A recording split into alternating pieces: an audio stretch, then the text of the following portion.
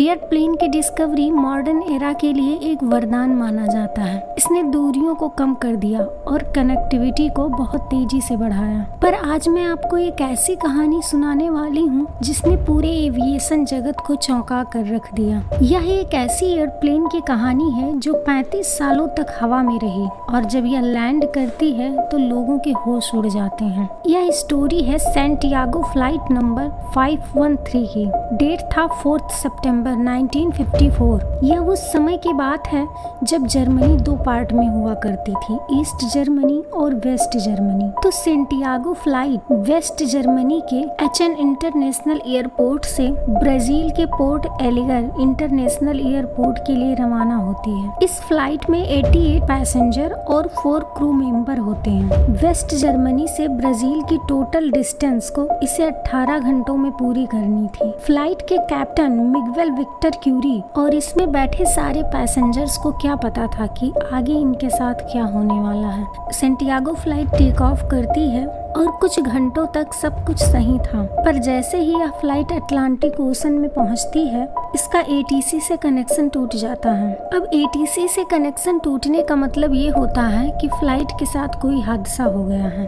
अब एटीसी के रडार से फ्लाइट का अचानक गायब होता देख एटीसी के ऑफिसर और एम्प्लॉई परेशान हो जाते हैं। एटीसी के ऑफिसर इंतजार करने लगते हैं कि हो सकता है थोड़ी देर में ये रडार पर आ जाए, पर कुछ समय बीतने के बाद भी रडार पे फ्लाइट का कोई नामो निशान नहीं होता। एटीसी के ऑफिसर्स लगातार सैंटियागो फ्लाइट से कांटेक्ट करने की कोशिश करते हैं, पर उधर से कोई रिप्लाई नहीं मिल रहा था। अब एटीसी की एक इमरजेंसी मीटिंग बुलाई जाती जिसमें दोनों कंट्री के ब्राजील और जर्मनी के ऑफिसर्स होते हैं। काफी पॉइंट पे डिस्कस किया जाता है पर सोल्यूशन कुछ नहीं निकलता। ये लोग अब एक रिसर्चर्स की टीम बनाने का डिसाइड करते हैं और इस टीम को अटलांटिक ओशन के लिए रवाना कर देते हैं, क्योंकि जब प्लेन का एटीसी से कनेक्शन टूटा था तो वो अटलांटिक ओशन के ऊपर उड़ रही थी। टीम अपने इस काम पे लग गई और उसने अटलांटिक ओशन में प्लेन को खोजना शुरू कर दिया, पर इस टीम को प्लेन का कोई भी डैमेज पार्ट नहीं मिला और ना ही किसी पैसेंजर की डेड बॉडी मिली। जब इस टीम को वहाँ कुछ भी नहीं मिला तो लोगों ने सोचा शायद ओशन की गहराइयों में चला गया हूँ और ओशनिक रिज की वजह से भी प्लेन को ढूंढने में कठिनाई हो रही थी। तो फिर से एक टीम बनाई गई जो इन चीजों में एक्सपर्ट हो। इस टीम ने भी हर उस पॉसिबल जगह पे प्लेन को खोजना शुरू किया जहाँ ये हो सकती थी, पर प्लेन का कोई नामो निशान नहीं था। इधर पैसेंजर्स के फैमिली वाले दबाव डाल रहे थे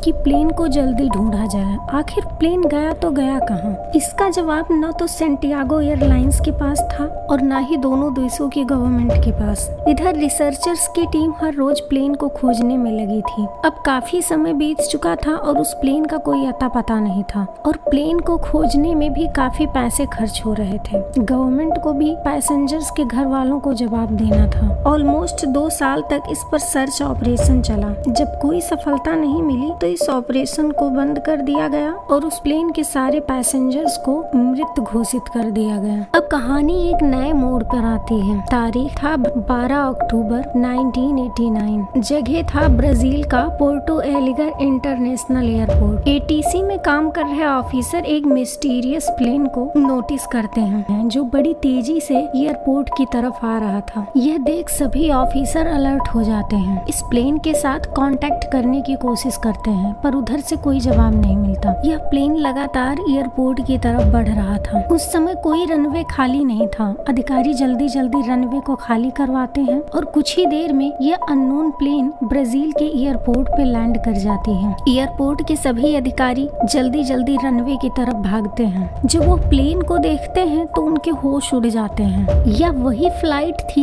जो 35 साल पहले गायब हुई थी, सैंटियागो फ्लाइट नंबर 513। और ये फ्लाइट एकदम नई थी। और यहाँ चौंकाने वाली बात ये थी कि सैंटियागो एयरलाइंस कंपनी 1956 में ही बंद हो चुकी थी। अधिकारियों को कुछ समझ नहीं आ रहा था कि हो क्या रहा है। सारे अधिकारी प्लेन के गेट के खुलने का वेट करने लगते हैं पर अंदर से कोई प्लेन का गेट नहीं खोलता। तभी ऑफिसर्स कुछ एम्प्लॉय को प्लेन के अंदर जाने के लिए कहते हैं। कर्मचारी जैसे जैसे ही प्लेन के अंदर जाते हैं तुरंत जोर से चीखते हुए बाहर निकलते हैं। प्लेन पूरी तरह कंकाल से भरा हुआ था। सारे पैसेंजर अपनी जगह पे थे, बाकायदा सीट बेल्ट लगा हुआ, पर सारे कंकाल बन चुके थे। अधिकारी जब कॉकपिट का गेट खोलते हैं तो वहाँ एयर होस्टेस के भी कंकाल मिलते हैं। वहीं फ्लाइट के कैप्टन मिगवेल विक्टर क्यूरी के हाथों में प्लेन का कंट्रोल था, पर वो भी पूरी तरह कंकाल बन चुके थे। तो क्या यह प्लेन टाइम ट्रेवल कर रहा था और वहाँ के कुछ घंटे यहाँ के सालों के बराबर था?